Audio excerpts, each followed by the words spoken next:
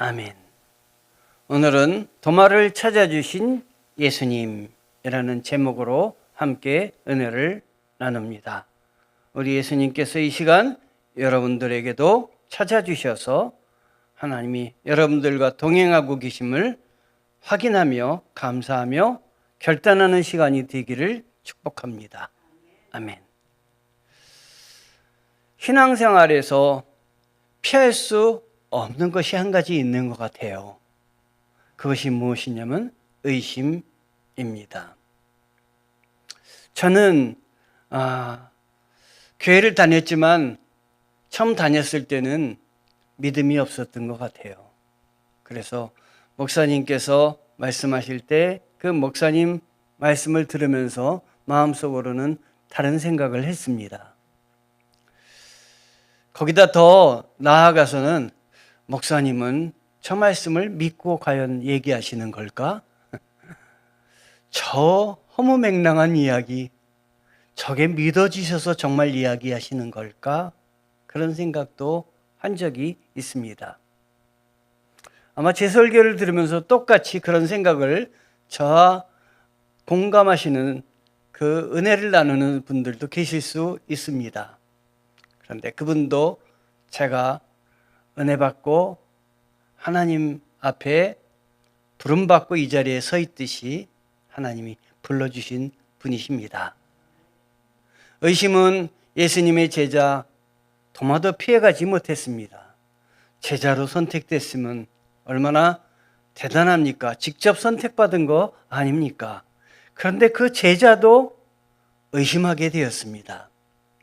믿고 싶지만 여러분 흔들릴 때가 있고 기도하지만 응답 없는 것 같이 느껴져서 마음속에 과연 하나님이 살아계신가?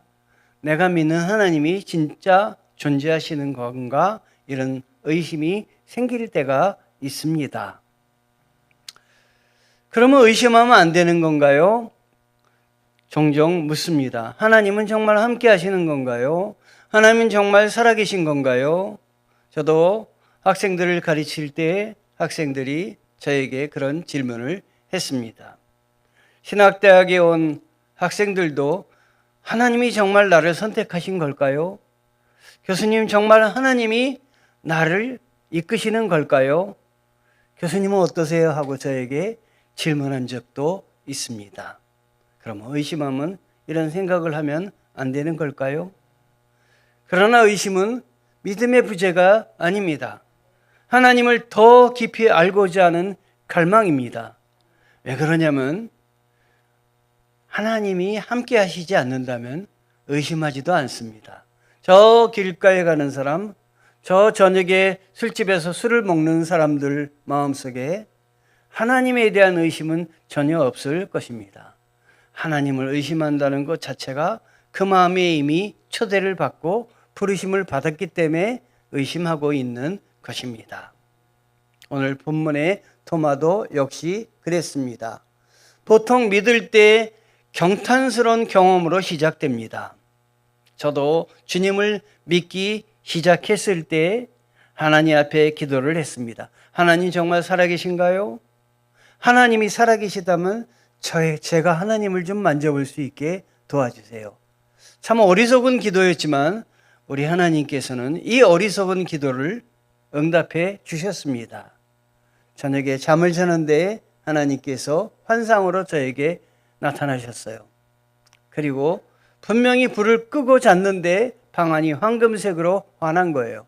그래서 너무 놀래가지고 일어나서 제 옆에 동생들은 다 자고 있는데 저만 깬 거예요. 그래서 불을 켜봤는데 불을 켜나 불을 끄나 방안이 아주 환한 것이었습니다. 빛으로 함께 하시는 하나님 앞에 저는 경탄하지 않을 수가 없었습니다. 하나님의 놀라운 은혜에 감탄을 했다고 하는 것입니다. 우리가 하나님의 은혜를 받고 감탄할 때 믿음이 시작되는 것입니다. 여러분 안에 감탄이 있기를 원합니다. 경탄이 있기를 원합니다. 아멘. 그런데 이런 경탄 외에도 의심이 생깁니다. 왜 의심이 생길까요? 그 시작의 우선권이 내가 아니기 때문입니다.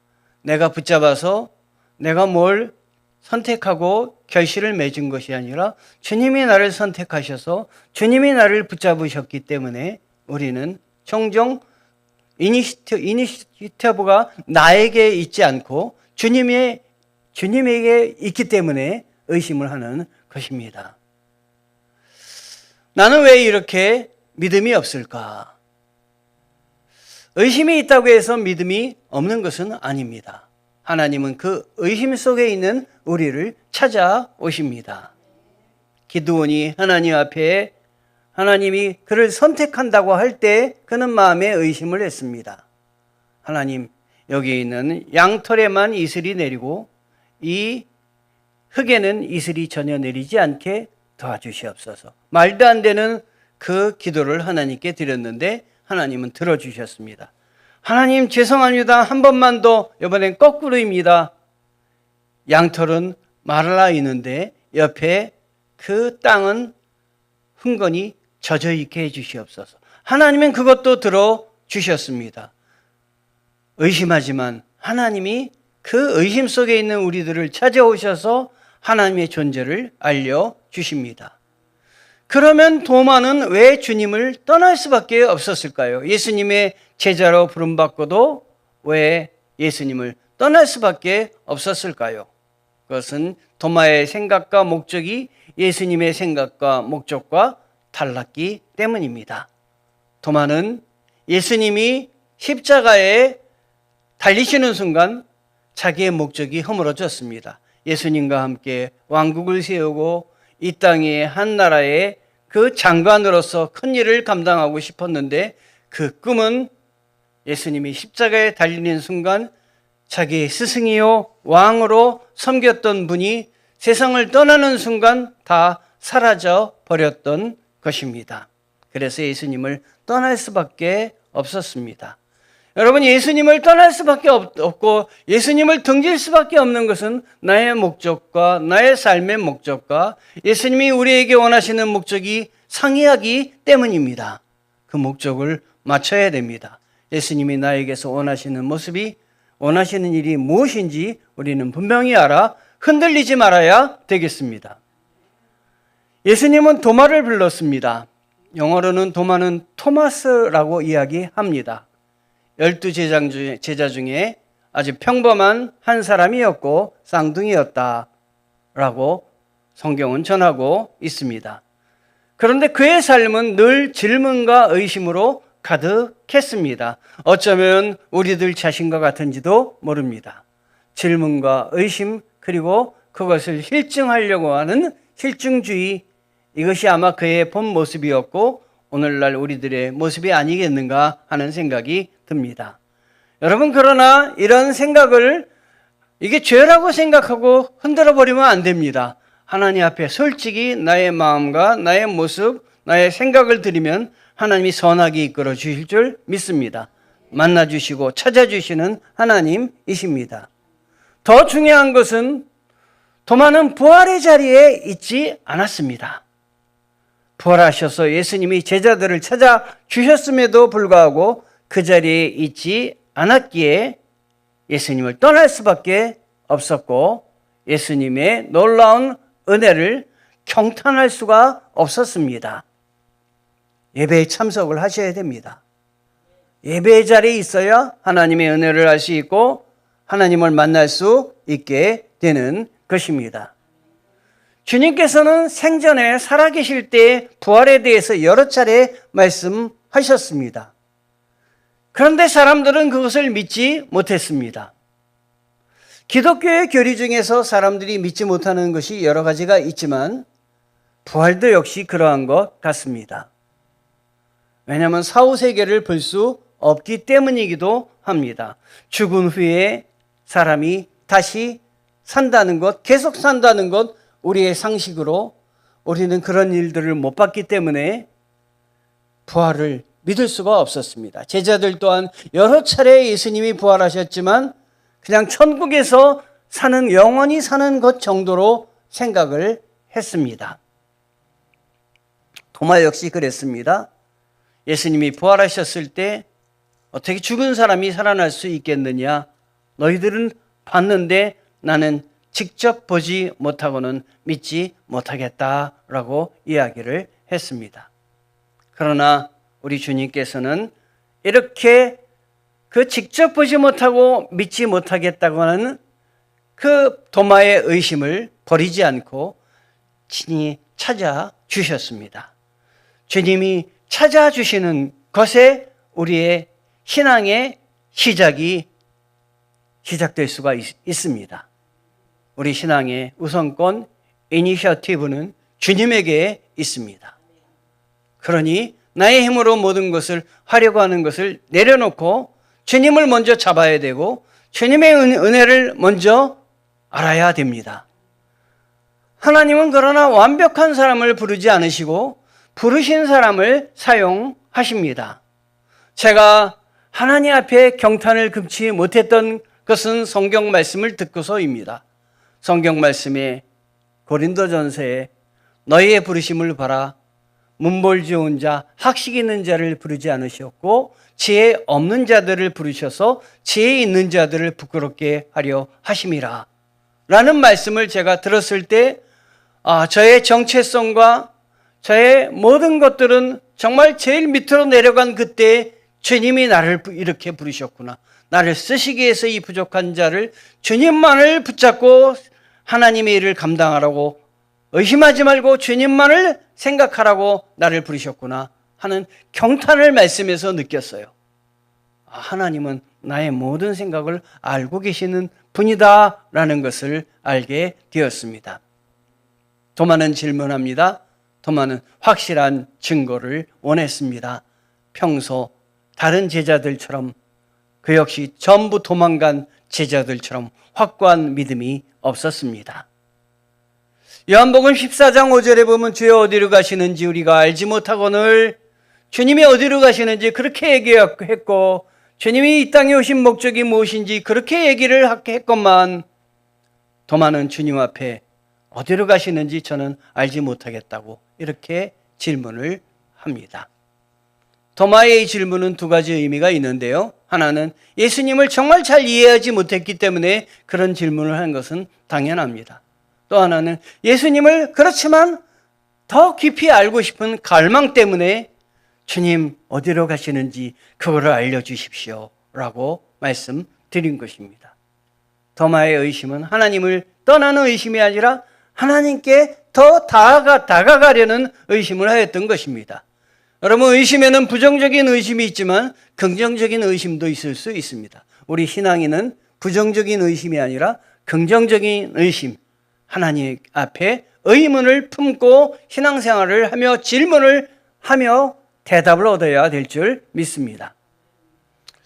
모든 의심은 나쁜 것만이 아니죠. 이 의심은 하나님을 향한 질문은 믿음의 시작일 수 있습니다. 하나님을 가까이 하지 않는 사람은 질문도 하지 않습니다. 의심도 없습니다. 그냥 마음속에 하나님과 등지는 삶을 살아갑니다. 비난하지 않고 이런 의심과 이런 질문을 하고 이런 고민을 하고 있는 우리 주님이 찾아주신다고 하는 것입니다. 찾아주시고 답해 주시고 주님 앞에 이끌어 세우시고 주님 앞에 놀라운 능력을 보여주십니다. 그러므로 의심은 믿음의 반대가 아니라 믿음의 씨앗입니다. 그리고 직접 이렇게 도마에게 말씀하셨습니다. 우리 다 같이 읽어봅니다. 도마에게 이르시되 내 손가락을 이리 내밀어 내 손을 보고 내 손을 내밀어 내 옆구리에 넣어보라. 그리하여 믿음 없는 자가 되지 말고 믿는 자가 되라. 말씀을 하십니다. 코스모스죠. 이제 가을이 되면 꼭 또 코스모스가 필 것입니다. 제가 농촌에서 살면서 할머니께서 가을철이 되면 이 코스모스 꽃도 보이지만 그 옆에 씨도 보입니다. 씨를 모으라고 종이봉투 한 장을 주십니다. 그러면 저는 참 착한 어린이였기 때문에 할머니의 그 말을 듣고 씨를 모으러 다닙니다. 그래서 이렇게 손을 탁 하면 씨가 한 손에 딱 들어옵니다.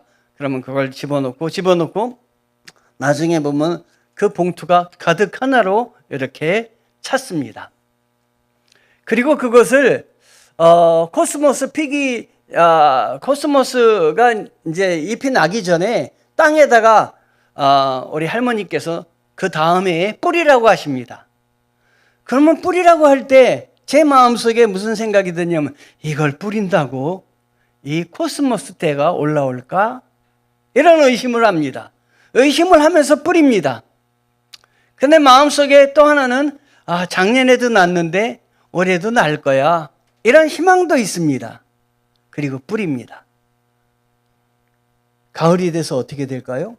코스모스 꽃이 활짝 피는데 동네에 우리 집을 들어오는 길에 코스모스가 피는 그 모든 건 제가 관리한 것입니다. 그걸 보면서 이건 다 내가 뿌린 거야. 뿌릴 때는 이게 나을까라고 하지만 지나가 보면 코스모스 꽃이 활짝 피어 있듯이 기도할 때는 이게 이루어질까 생각되지만 하나님이 기도의 응답을 허락하여 주실 땐 우리 하나님에 대해서 경탄하게 되는 것입니다. 하나님은 놀라운 분이시군요. 하나님은 살아계신 분이군요. 내 옆에 계신 분이군요. 내가 홀로 외롭게 살아가지 않게 하시고 나와 동행하시고 나와 호흡하시고 나와 함께 걸어가시는 분이시군요. 이 고백을 내가 하게 하는 것입니다. 그걸 뭐에서 느꼈냐면 호흡에서 느꼈습니다. 여러분, 호흡하는 것을 감사해야 하는 이유가 있습니다. 우리는 하루에도 수만 번 당연하게 숨을 쉽니다. 당연합니까? 숨을 한번 참아보세요. 한 1분 참을까요? 2분 참을까요? 어렸을 때 대야를 놓고 동생하고 쫙 서가지고 거기 대야에다가 코를 이렇게 집어넣고 오래 견디는 사람 시합을 해가지고 내기 시합을 한 적이 있어요. 여러분, 끝까지 이길 수가 있습니까? 하루 종일 그러고 있을 수가 있습니까? 그러니까 숨을 쉬는 건 당연한 게 아닙니다. 내가 숨을 쉬는 게 아닙니다. 숨은 쉬어지는 것입니다. 쉬어지는 것입니다. 숨이 쉬어지지 못하면 이 세상 사람이 아닌 거예요. 숨을 걷어가신 거예요. 숨은 주어지는 것입니다. 누가 주우신 것입니까? 하나님이 주신 것이. 그걸 아셔야 돼요. 내가 숨을 쉬려고 노력해서 숨이 쉬어지는 것이 아니라 숨을 하나님이 주어주셨기 때문에 흙으로 만드시고 흙에다가 주님의 영을 부어주셨기 때문에 주님과 대화하는 생명이 되었던 것입니다. 우리는 성경에서 해답을 찾아야 됩니다, 여러분. 우리 신앙에는 성경을 붙잡고 그 성경 속에서 대답을 찾고 살아가려고 하는 사람이 신앙인입니다. 그러므로 부활에 대해서도 신앙에 대해서도 어디를 바라봐야 되느냐면 성경을 바라봐야 됩니다. 다른 것에서 답을 찾으려고 하면 답이 나오지가 않습니다.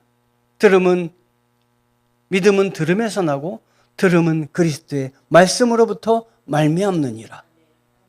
거꾸로 하면 말씀을 들음에서 믿음이 생겨나느니라. 말씀을 듣지 않으면 믿음은 생겨나지 않는다고 하는 말씀입니다.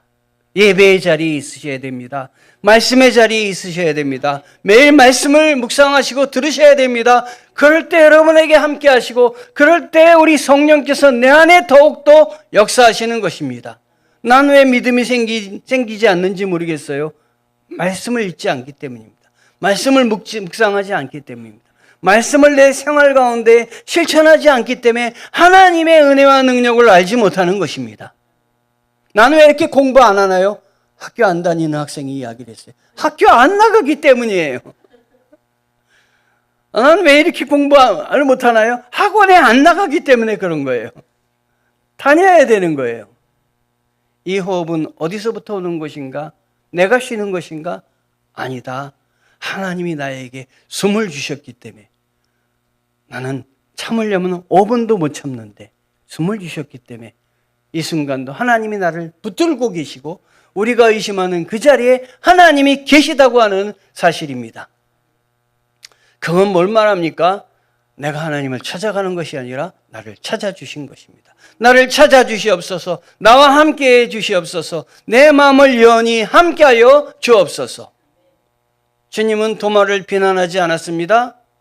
그리고 너는 그 만져보고 믿겠다고 하니까 안 되겠다. 나 후회한다. 그러지 않으셨습니다. 제외하지 않으셨습니다. 도마를 기다리셨습니다. 기다리셨습니다. 여러분, 교회에 1년 이상 안 나온 성도들도 있습니다. 제 인간적인 성정으로는요, 그만 나오라고 얘기해야 되겠다. 그런 생각이 드는데요. 그러다가도 곧바로 회개합니다. 야, 너도 내가 그만하라고 그럴 수 있어. 주님이 그렇게 저한테 말씀을, 너 목사 자격 안 되는 거 너 그만했으면 좋겠어. 청천벽력과 같은 그 소리를 주님이 말씀하신다면, 난 이 자리에 설 자격이 없는데. 주님은 기다리셔요. 주님은 내가 믿음의 생활을 열심히 하기로, 내가 하나님의 은혜를 붙잡기로, 내가 목사의 직분을 잘 감당하도록 기다리고 계세요. 주님의 기다림, 다시 찾아오시는 주님을 느끼시기 바랍니다. 그리고 마침내 도마의 자리까지 찾아오셨습니다. 우리가 하나님께 가는 것이 아니라 하나님의 초대가 내게 임하시는 것이 우리 신앙생활이 다른 종교와 다른 점이에요. 그래서 우리는 종교가 아니라고 그러죠.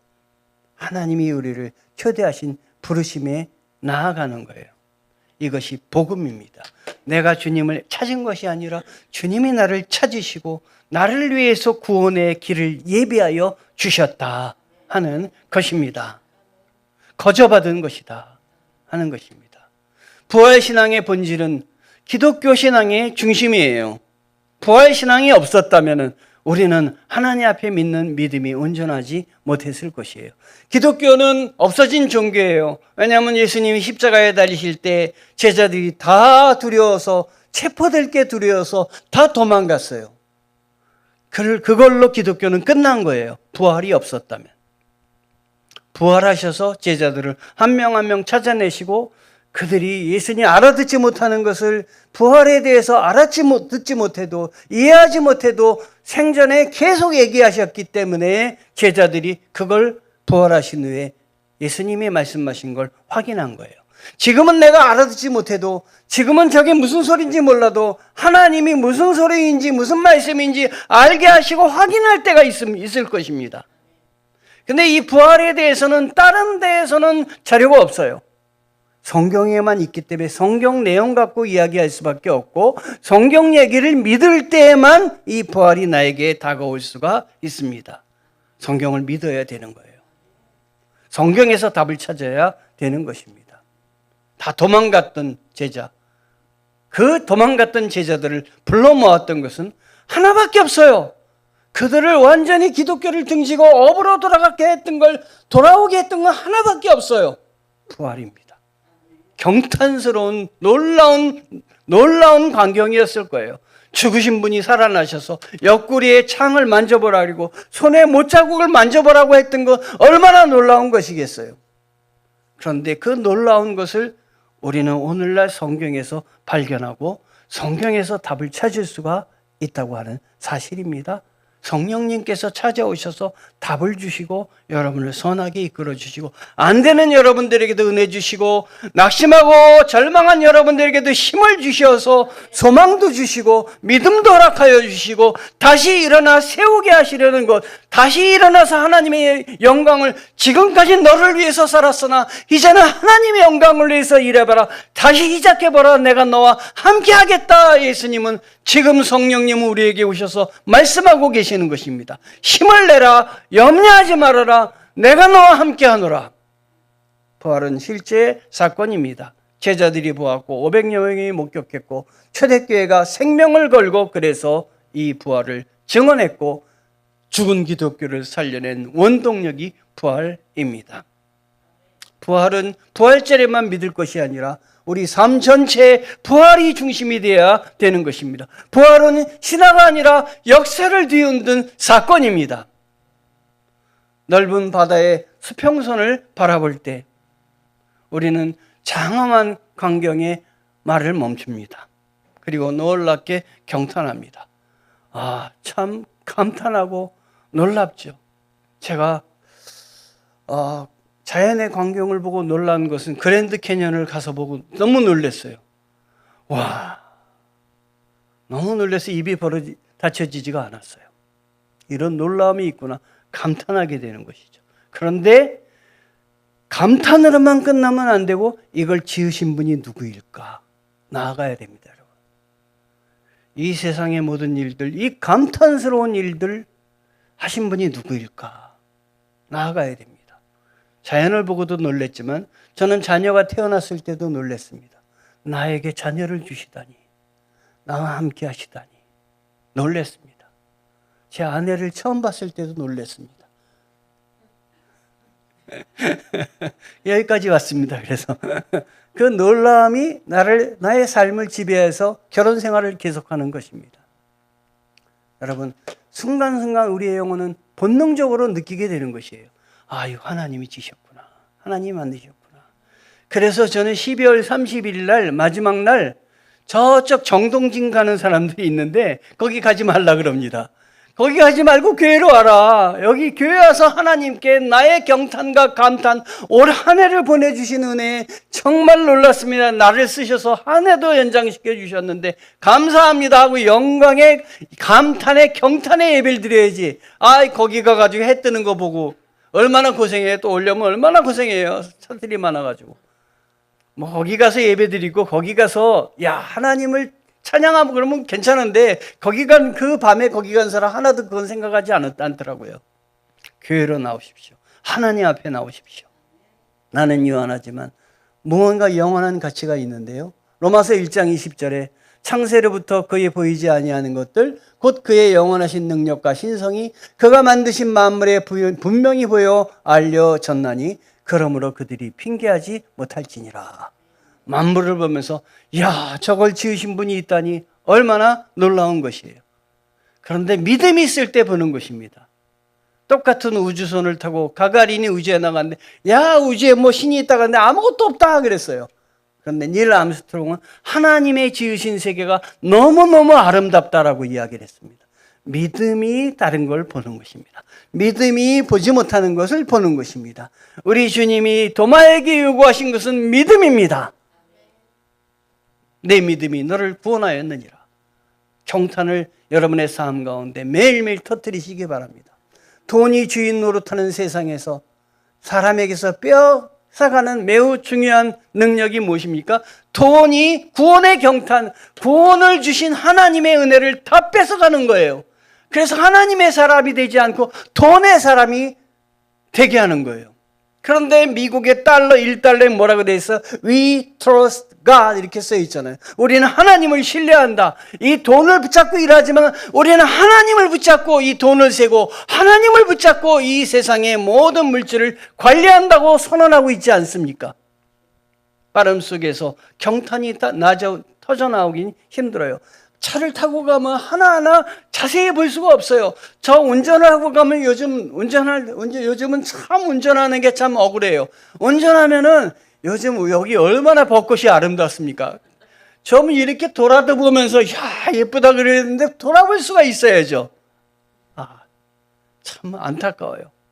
빠름 속에서 경탄이 터져나오기가 어려워요. 너무 빨리만 가려고 그러지 마시고 늦게라도 천천히 가더라도 좀 남보다 좀 뒤지더라도 주님의 구원의 경탄, 주님이 놀랍게 역사하시는 것을 붙잡고 가면 하나님의 은혜가 우리 가운데 있는 것이에요. 여러분, 구원하시는 주님의 은혜에 몹시 놀라며 감탄하는 그러한 기쁨이 여러분에게 있기를 원합니다. 이 감탄, 경탄이 사라지는 그 자리를 차지하는 것이 뭐예요? 불평과 불만족이에요. 저 아는 목사님은 만나기만 감사합니다. 하루에 100번 한대요. 감사합니다. 감사할 일도 아닌데 감사합니다 그래요. 실제로 보면 그 목사님 감사합니다, 감사합니다, 감사합니다. 감사 목사예요. 그게 굉장히 부흥을 하고 있어요. 저도 그래서 감사 목사를 한번 바꿔볼까 이런 생각도 해요. 요번에 우리 저 남양주시 예배를 드려서 제가 거기 갔었잖아요. 제가 기도도 했는데요. 축사하시는 목사님이 한 분 계신데 여기 주평강교회 목사님이 축사하러 나오셨어요. 이 목사님은 제가 그건 배워야 되겠다 생각을 했어요. 축사하시는 내내 웃으세요. 불평과 불만. 그래서 제가 어떻게 이렇게 웃으시나 그랬더니 요 앞니가 아래는 이렇게 딱 전부 닫히고 위에만 이렇게 알아가지고 웃으시면서 얘기하는 것 같다고요. 빠른 속에서는 경탄이 터져 나오기 어렵습니다. 여러분, 경탄이 사라진 자리에 불평과 불만족이 있다는 거예요. 내 마음에 기쁨과 은혜가 넘치면 내 안에 경탄이 있는 거예요. 감탄하는 사람, 감격하는 사람, 대학 입시에 합격해가지고 대학이 내가 원하는 대학에 들어간 사람은 하루 종일 기뻐요. 하루 종일 전화해. 나 여기 합격해서 경탄하는 거예요. 경탄해요. 나 구원받아서 하루 종일 좀 전화해 보시기 바래요. 나를 찾아오시는 부활하신 주님을 만나서 매일 신앙의 경탄을 회복하자. 아멘. 내 안에 감격을 회복하자. 내 안에 은혜를 회복하자. 내 안에 감사를 회복하자. 아멘. 도마처럼 그래서 이렇게 고백하시기 바래요. 마지막 고백이기를 원합니다. 내 주이시며 내 하나님이십니다. 경탄 끝에 주님이 찾아오시고 주님이 만나 주셨을 때 그의 입으로 고백을 한 거예요. 주님, 내 주님이시며 내 하나님이십니다. 이런 고백이 여러분에게 매일매일 숨쉬기를 원합니다. 매일매일 넘치기를 원합니다. 주님 감사합니다. 내 마음속에 주님의 경탄이 넘치게 도와주시옵소서. 나를 찾아주신 주님, 지금도 나를 찾아주시고 함께해 주신 주님 붙들고 승리하는 저희들 되게 도와주시옵소서. 하나님, 내가 그 자리에 있으면은 너무 힘이 들기에 나를 빼내시어서 다른 자리로 옮기신 주님을 경탄합니다. 신앙생활 열심히 하라고, 주님 기쁘신 일만 하라고 나를 옮기신 주님, 죽음에서 사망에서 생명으로 옮기신 부활의 주님 감사합니다. 예수님 이름으로